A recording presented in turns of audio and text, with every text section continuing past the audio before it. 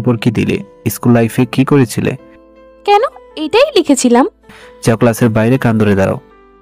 ক্লাসের বাইরে কান ধরে দাঁড়িয়ে রইলাম আর ওই হাড়িমুখো স্যারকে হাজারটা গালাগালি করলাম।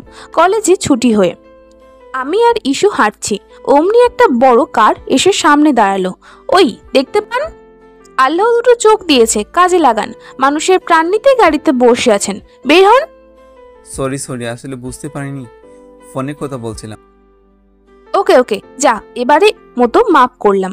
গাড়িটা চলে গেল। ইস্যুকে বাই বলে বাড়ি চলে এলাম। বাড়িতে এসে দেখি মা আর বাবা ব্যস্ত। আমি নিজের রুমে ব্যাগটা রেখে বিছানায় শুয়ে পড়লাম। কিছুক্ষণ পর বাবা আর মা আমার রুমে এসে বলল, শিমুল, কাল তোর গায়ে হলুদ, পরশু তোর বিয়ে। পাত্র আমরা ঠিক করে রেখেছি, এই ছবি দেখে নে। বিয়ে বলেই বাবা মা চলে গেলেন। ধ্যাত, ওটা তো আর সত্যি সত্যি বলিনি, তা বলে বিয়ে ঠিক করে দিল। দেখবো না ছবিটা বিছানার এক পাশে ছুঁড়ে দিয়ে ঘুমিয়ে পড়লাম। সকালবেলা মায়ের ডাকাডাকিতে ঘুম ভেঙে বিরক্ত হয়ে বিছানায় উঠে বসে ঘুম ঘুম চোখে নিয়ে চেঁচিয়ে বলে উঠলাম, সকালবেলা এত ডাকাডাকি কিসের? মেয়ের কথা শোনো বলে কি? তোর কি হুঁশ জ্ঞান নাই? আজ তোর গায়ে হলুদ, তাড়াতাড়ি উঠে ফ্রেশ হয়ে আয়। মা প্লিজ আর একটু ঘুমাতে দাও, আর একটু। এই তুই কি উঠবি নাকি আমি পানি আনবো? উঠছি, উঠে ফ্রেশ হয়ে বিছানায় বসে আছি। তখনই ইস্যু একটা হলুদ শাড়ি নিয়ে আমার রুমে এসে বলল, এই নে শাড়িটা, তাড়াতাড়ি পরে নে, কাকিমা রেগে যাবে না হলে। তুই এখানে কি করছিস? আর কি করে জানলি আমার বিয়ে? আমার বেষ্টুর বিয়ে আর আমি জানবো না? কাকিমা কাল আমাদের বাড়িতে গিয়ে বলে এসেছে, তাই সকাল সকাল চলে এলাম। ভালো করেছিস।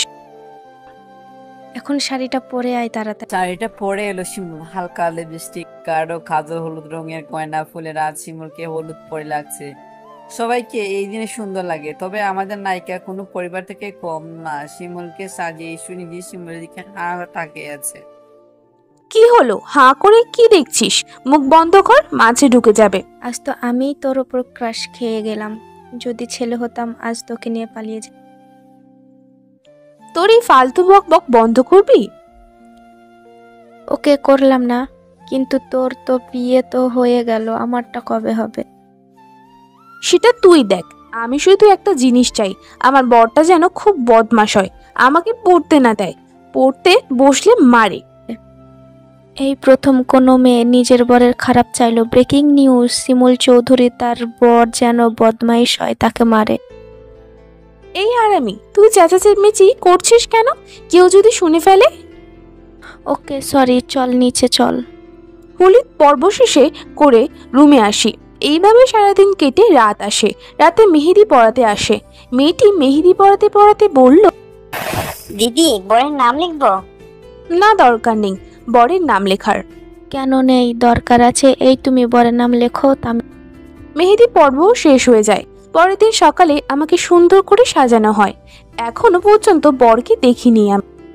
বিয়েটা ভালোভাবে সম্পন্ন হলো। এবার বিদায় পালা। বিদায়ের সময় শিমুলের মা বাবা খুব কাঁদছিলেন। কাঁদবি না কেন? তাদের একমাত্র মেয়ে তাদের ছেড়ে অন্য বাড়িতে চলে যাচ্ছে, বরের বাড়িতে। রুমে বসে আছি, বউ সেজে। তখনই দরজা লাগানোর শব্দে একটু নড়ে চড়ে বসলাম। বরটা এসে আমার পাশে বসে ঘোমটাটা উঠতেই আমি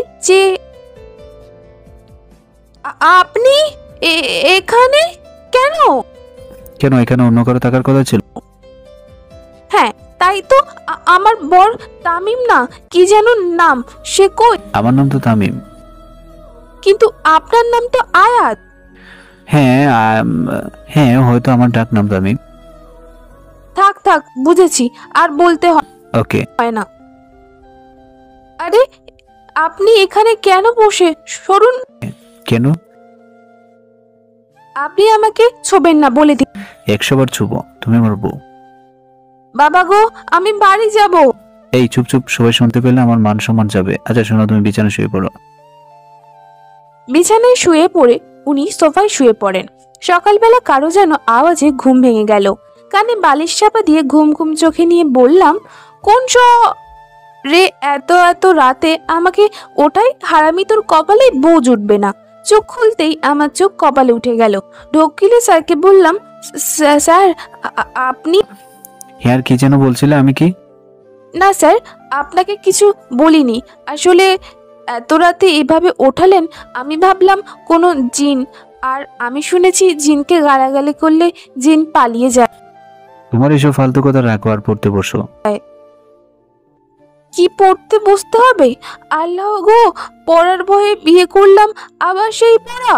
চুপচাপ রেডি হয়ে পড়তে বসো, আমি নিচে থেকে এসে যেন দেখতে পাই তুমি পড়তে বসেছো। পড়বো না আমি। কি বললে আবার বলো। কই কিছু বলিনি তো। ওকে, আমি কিছুক্ষণ পড়াচ্ছি, তাড়াতাড়ি ফ্রেশ হয়ে পড়তে বসো। রাক্ষসটা চলে যায়। আমি ফ্রেশ হয়ে বেরিয়ে দেখি বিছানায় বই রাখা।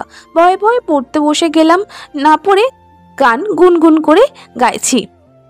मोइनो खान के कहा दिल मेरा खो गया, आशिकों की गाली में गजब हो गया, दिन सांग गुजरी रातें भी मेरा चैन खो गया। চলো। বাবা, ভালো গান করো তো। আজ বউভাতে তুমি গান করবে কেমন? কথাটা কানে আসতেই পেছনে ফিরে তাকালাম।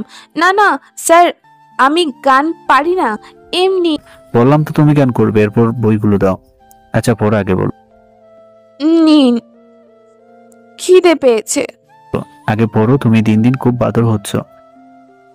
কে আপনি? শিমুল। মজা করলাম আমি। বেশ, পড়া বলো। কি পড়া? ভেবেছিলাম বিয়ের পর আর পড়তে হবে না, তাই সব পড়া কাল ভুলে গেছি। তোমাকে নিয়ে যে কি করব। ভাইয়া আসবো? আয়। ভাবিকে নিচে ডাকছে সবাই ব্রেকফাস্টের জন্য। ওকে নিয়ে যা। আমাকে ইমরা নিচে নিয়ে যায়। নতুন বউকে সবাই খুব আদর দিচ্ছে। সন্ধ্যার দিকে আমাকে খুব সুন্দর করে সাজিয়েছে, একটা সুন্দর চেয়ারে বসিয়েছে। আমি চুপচাপ বসে আছি, আর গান হচ্ছে, সবাই নাচছে। আমিও আর নিজেকে আটকে রাখতে পারলাম না, নাচতে লাগলাম সসুরাল গেঁদা ফুল। স্যার আমার হাত ধরে টানতে টানতে একটা রুমে নিয়ে গেল। স্যার কি করছেন? আমাকে নাচতে দিন, আমি নাচবো।